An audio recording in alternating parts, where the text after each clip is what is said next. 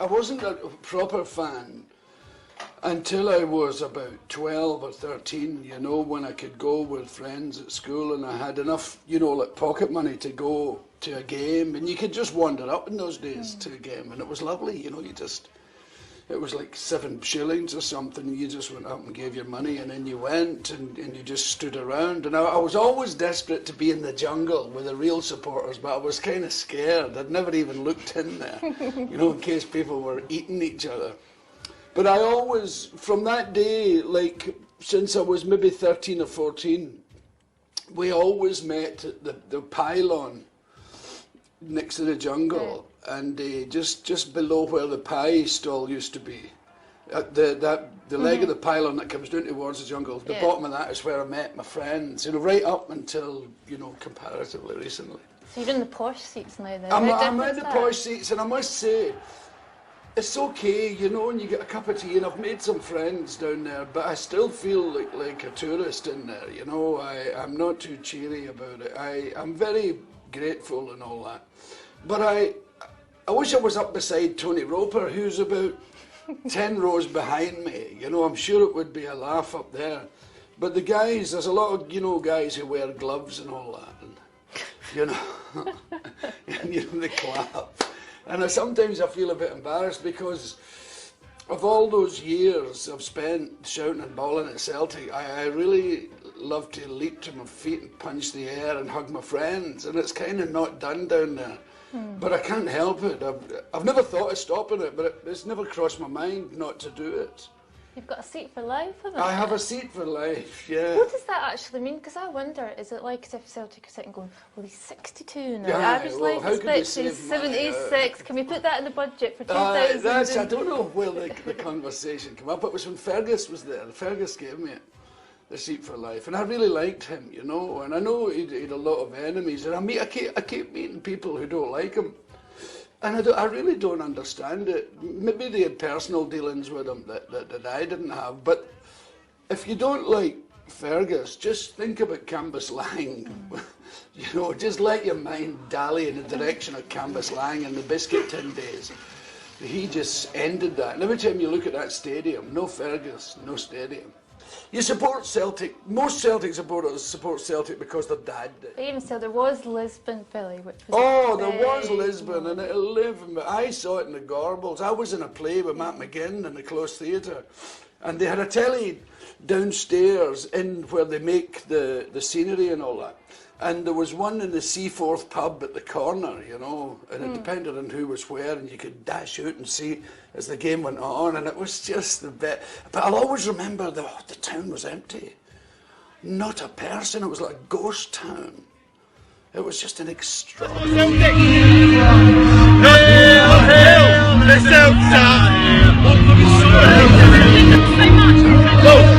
Glasgow Celtic!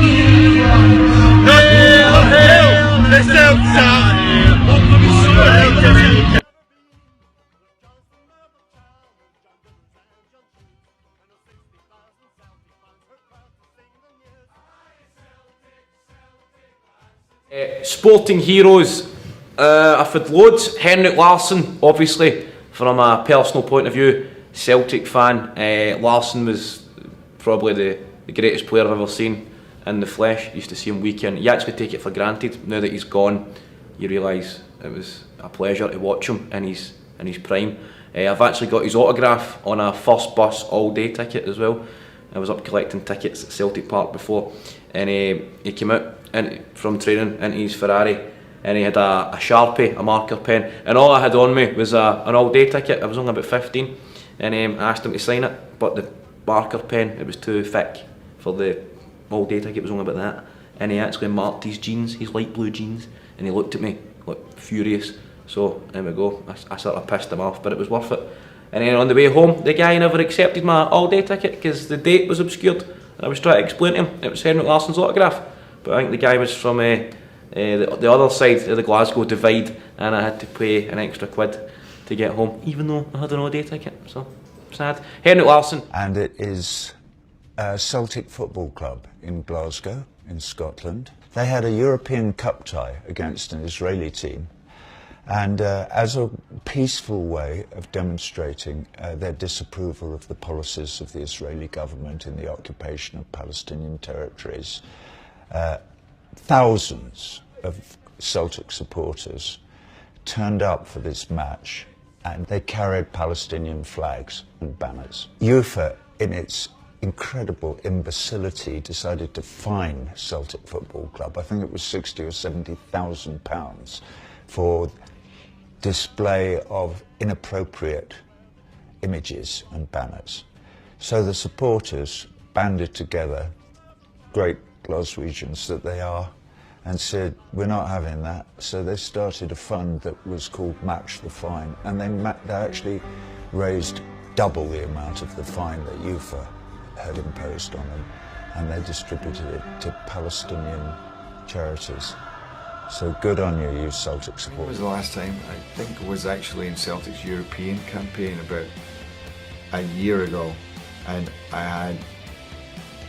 had a kind of crazy experience because I took my suitcase and I couldn't leave it in my uncle's car, and I had to drag it through thousands of fans all the way into Celtic Park and then take it back out again because we were worried that the car might get broken into. So I literally was walking down the street towards Parkhead taking the suitcase. It was the most ridiculous experience. The light and started supporting Celtic, and I've been with them ever since. I mean, how can you not, you know?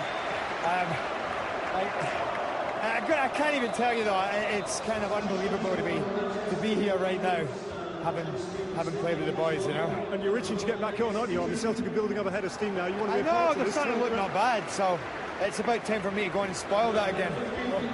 Good man, thanks for that. Cheers. It's pretty special.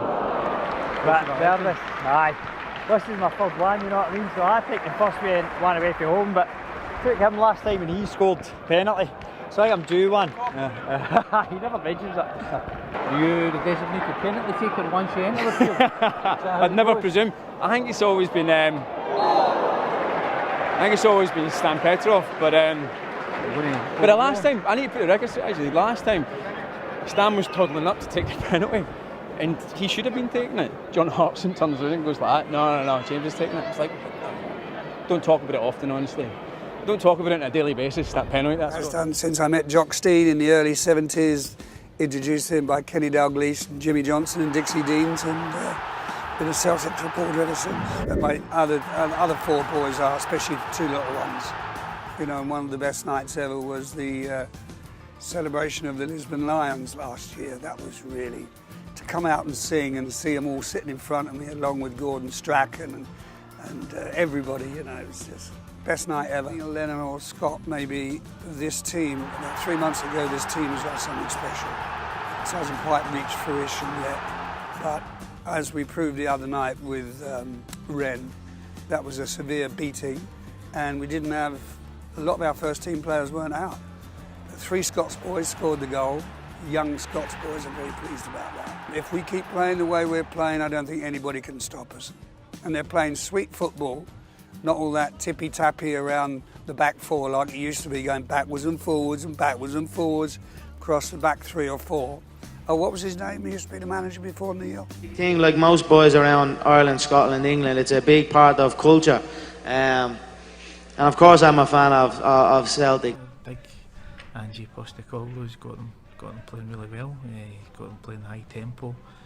We didn't really know much about him before he came in, the big manager, but I think everybody's warmed to him now. Just the way he is now, the way he deals with the media, doesn't take any nonsense, and I think everybody's buying into the way he's playing. So, yep, I think all the fans are right behind him. I think the whole club probably needs a new rebuild, new set of players coming in.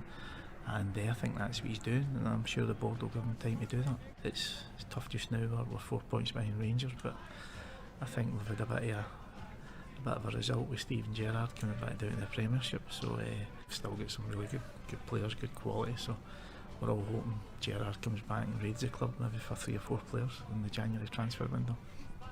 This week it's Bayer Leverkusen in the Europa League. I don't think I'd be holding out much hope for that, obviously. I think that's like a step too far in quality just now for the team, but they had some good moments against them at Parkhead, but obviously their quality told at the end, so no, I don't think we'll read too much into that result and just see what happens. I think they'll be in Europe obviously now at the end of the season. I think the Conference Cup sort of thing that I think they'll fall into, so it's a good tournament still to be involved in. Obviously after Christmas it gives them more revenue, more games. Who knows how far they could go in that cup, but I think the bread and butter this season's try to win the league back, because then obviously that gains you automatic entry into the Champions League next year, which is a massive carrot, obviously massive monetary value to the club, that side of it as well, so I think that's what they'll be aiming for. It was fantastic, great occasion, delighted to be part of it, and all the guys as well, just delighted to be here, taking part in an event that's going to hopefully raise a lot of money for a lot of good causes. And it's a brilliant crowd here today, everyone's turned out. Yeah, delighted to know that the boys come along, gone to the park, put a bit of effort in there, but for all the fans to come along and pay good money and to come and support the event as well, just thanks to them. You know, being coming here as a wee boy and then getting to come here on the bus and come through there and on out there, it was absolutely amazing, you know. Quite overwhelming because partly you're not fit enough to start, but also just emotionally as well, and all the nostalgia and all that. So no, it's amazing getting to play against people like Zola and Scholes, playing with people like Paul and Lubo. And Lubo, you know, was probably one of my favourite players along with Larson. So that's been incredible, absolutely amazing. Paul's been fantastic with all the boys. It's great just to be back on the pitch and to play against some great players. You know, the Man United squad of '92, and it's good. It's good to be out there, and it's good to score a goal like that because it gets the crowd going. Frank McApenny volley. I mean, you know, phenomenal stuff. McAvoy scoring and. Yeah, it does. Well, I mean, it means I suppose a little bit more, but it's such a good spirit out there, and everyone was really friendly. There was no kind of flying challenges, and for the actor side of me, not the face is really important. So that was good. What did you make of the support? They made a great wee atmosphere as well for everyone. Real family focus. Yeah, real family focus. Lots of clapping and cheering for everyone that came on and came off, and just a really positive vibe in the club, and that comes onto the pitch and you feel like you're being really welcomed to the club, so it was phenomenal. Mate, I'm on absolute cloud nine. The walk around the park at the end, I kind of let on or something to stay with me for the rest of my life. It was amazing. Just nutmegged me during the game, this man, but came out of it. It was amazing, just the whole atmosphere, the whole day, and just being on pitch. You're on pitch with actual legends, you know what I mean? Zola and Paul Scholes and stuff, and obviously our boys, but they're some of the greatest players that's ever played, so. And I missed a sitter, but He's just pretty old. Roy Aitken's over there, and I'm trying very hard to keep my cool, but it's really quite hard. And I'm with a mate, and he said, "Do you want a selfie, Ken Douglas?" I said, "Yes, but I'm too scared to ask." So it's amazing. It just shows the pull of that team and the story and the myth. You know, it's a story that'll never die. At the top of the list, the greatest character I think I've ever met, and I've met a lot, believe me, is wee Jimmy Johnson. Is that right? Oh.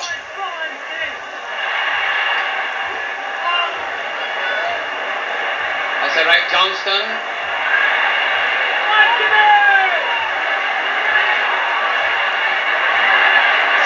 I mean, we spent 3 hours one night drinking, talking, he was singing, and he said he wished the evening would never end. And it was unbelievable. And then when we put him in a cab because he couldn't go home to drive, I said, "Treat this guy good." He's like Jesus Christ. The cab driver said he's better than Jesus Christ.